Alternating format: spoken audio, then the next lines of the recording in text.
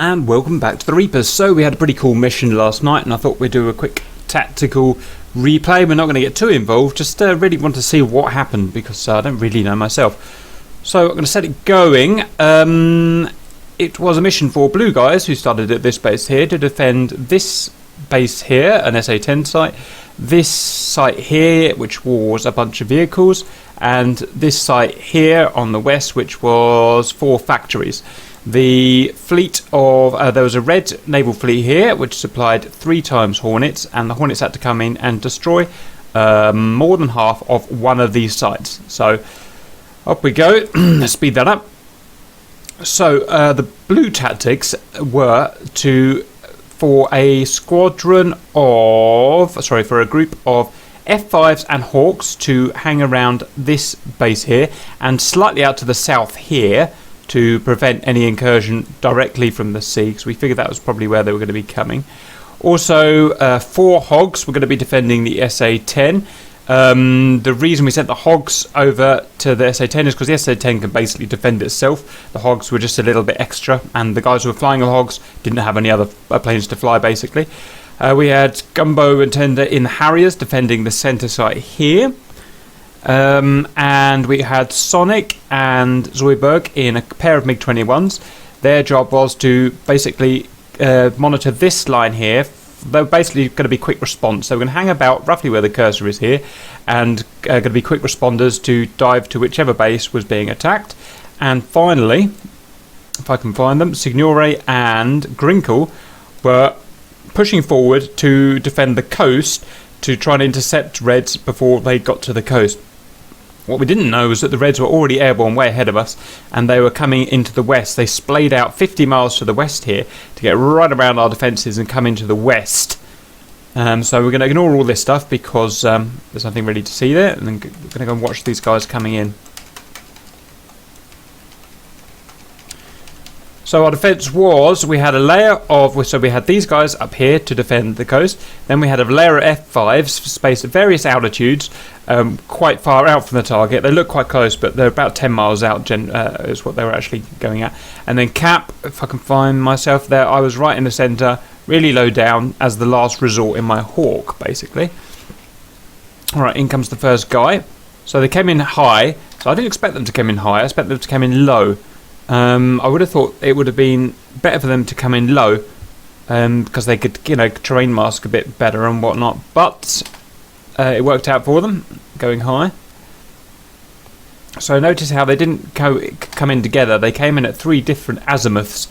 So it makes them more split up, less vulnerable that way. So if one got attacked, the other 2 could easily survive. And a huge spacing. There's about 20 miles between them, 30 miles maybe. And they're coming in transonic. So let's see what happens here.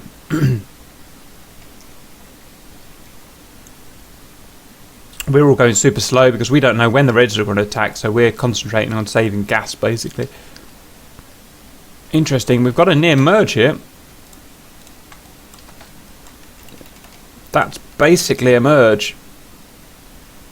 So Potato really should have seen that. 1 mile away. So you'll notice a lot of new guys. We're trying to get new guys in the group at the moment.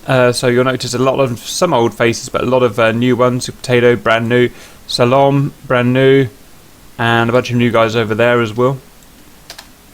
Right, so Wolf Shadow escaped that.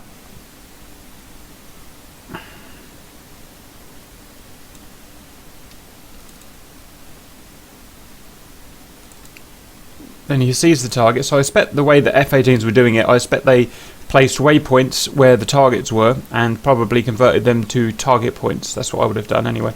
That's probably what they did, rather than trying to find them visually with their eyes. So, tail nearly intercepted these guys. Look, that was close. So the saving grace was they were just so high up, Angels 20, he didn't see them. Right, so what happens here? Let's just go back a bit. Can. So we've got another near merge by the looks of it.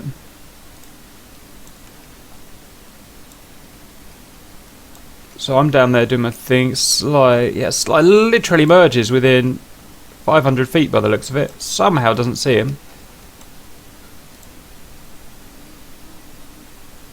And then Wolf Shadow's in. Luckily for us, I think Wolf Shadow just came in too steep maybe. Couldn't get his CCIP working properly. And that's why probably he didn't drop.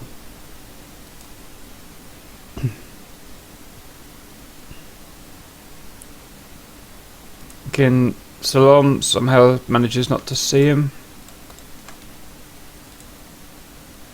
Straight underneath him, 1,000 feet.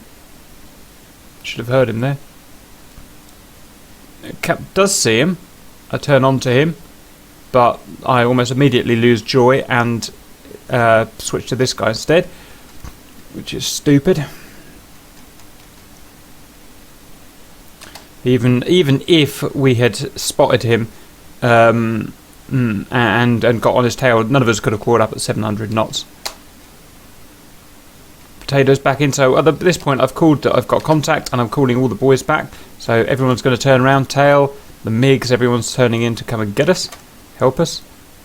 And we're on high alert. Here come the other Reds. Speed that up now.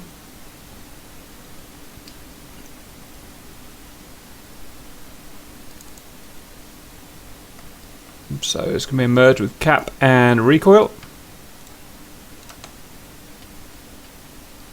Head on. And I've seen him, and I'm going to turn on him. Salom.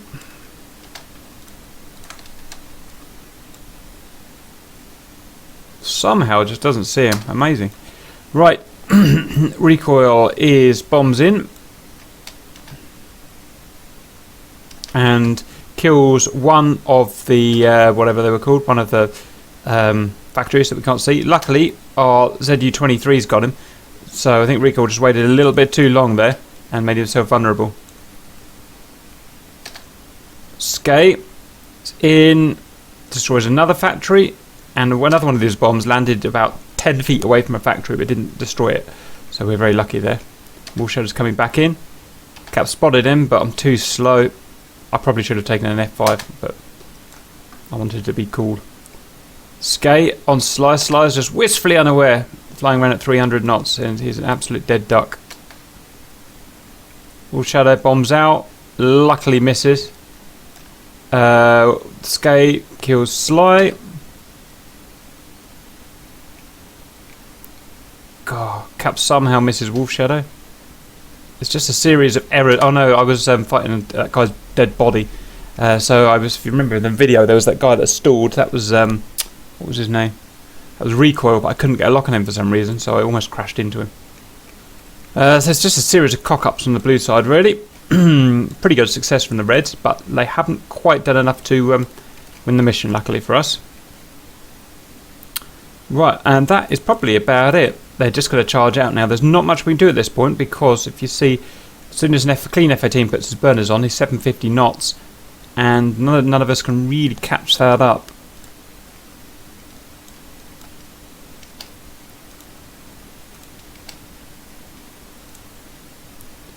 So Salom is burners on and just catching Skay up. I imagine when he gets danger close, Skay will put his burners on and run. Yeah, so he's up to 700 knots. Right, so they make a clean exit. We fire a couple of missiles, but it's all in vain because they're so far away, obviously, and they're so fast. 900 knots. Look, so that can really shift that F-18 when it wants. We chase them all the way back into the SAM umbrella. Even these two guys, the Harriers, get involved, but no one can catch them up, basically.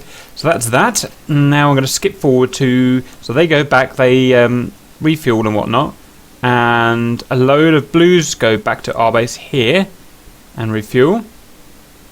Doing their thing. Refueling, so that's just about all of us have gone back and refueled, and the Reds are coming back now. Now, luckily for us this time, they fall straight into our trap. So we've got Zoidberg, we've got the MiGs basically, I think there's 2 MiGs there, monitoring this bit of coast because it's easiest access from the Reds, and the Reds just literally went straight into it, so that was absolutely beautiful.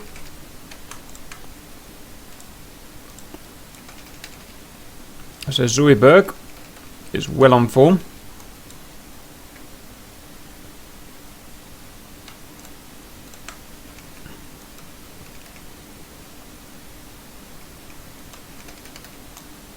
Oops.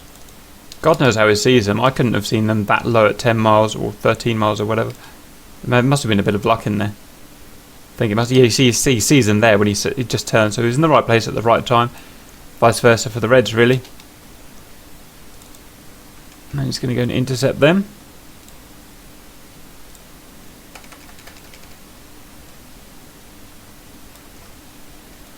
Porosky doesn't know what's about to hit him. These guys think they're safe. One criticism is they're a little bit too high. The reason they got spotted was because they were just skylining above these hills. I always try and drill that into my guys. Even if you think you're safe, you should go as low as you possibly can, because these guys would have made it through and won the game if they'd gone 50 feet lower. Basically, we never would have spotted them in time. So that was our saving grace. Zoidberg is burning up. He's well within our 60 range. I'm not sure why he doesn't fire. He must have a problem of some kind. He's catching up easy. MiG-21 is super fast. 2,000 feet. Pretty much in guns range now. Skay somehow spots the MiG. Lord knows how he spots the MiG. The last thing you'd think at this point is to be checking your tail, but at least he does. And now he looks behind and sees this guy 1,000 feet behind, and I think it's just panic mode now. Rolling about. And you can see he's starting to stack his alpha up as well. Really dangerous. No, maybe not. No, he just drove into the mountain. Just panicked and drove into the mountain. Plane didn't look really... the plane never really looked out of shape. So that's a classic example of a maneuver kill. You just panic your guy into flying to a mountain. So that's really good stuff. Right, I'm not sure what happens from now on. So it looks like Sonic gets involved. So Wolf Shadow turns onto Zoidberg.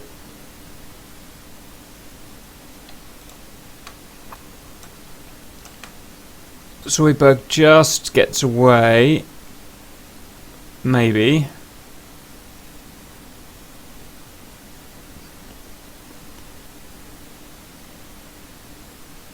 There's a question mark about whether Wolf Shadow should have turned around at all. It might have been better if he just carried on.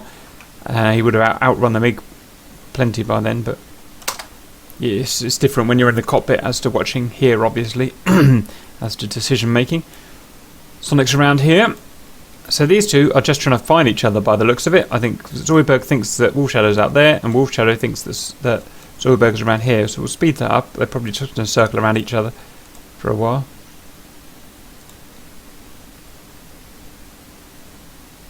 Yeah, so this guy thinks that the blue's over here, and this guy thinks that the red's over here.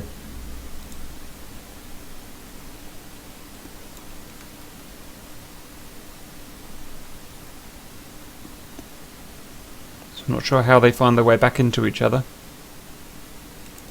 These guys are probably communicating with each other now. And it's about to kick off. Wolf Shadow finds Sonic. Almost within range. Probably within range now. About to fire, but R60s are out from Zoidberg. At 2 miles head on. Yep, that's a good shot. And Wolf Shadow target fixation. Doesn't see those smokes. And pound. Great killing. Zoidberg, man of the match. Killed 2 experienced Hornets there with the MiGs there. It's really good. That's the end of the game. So we just scraped by. Pretty good game, I think. And that's all. Hope you enjoyed that. We'll see you later.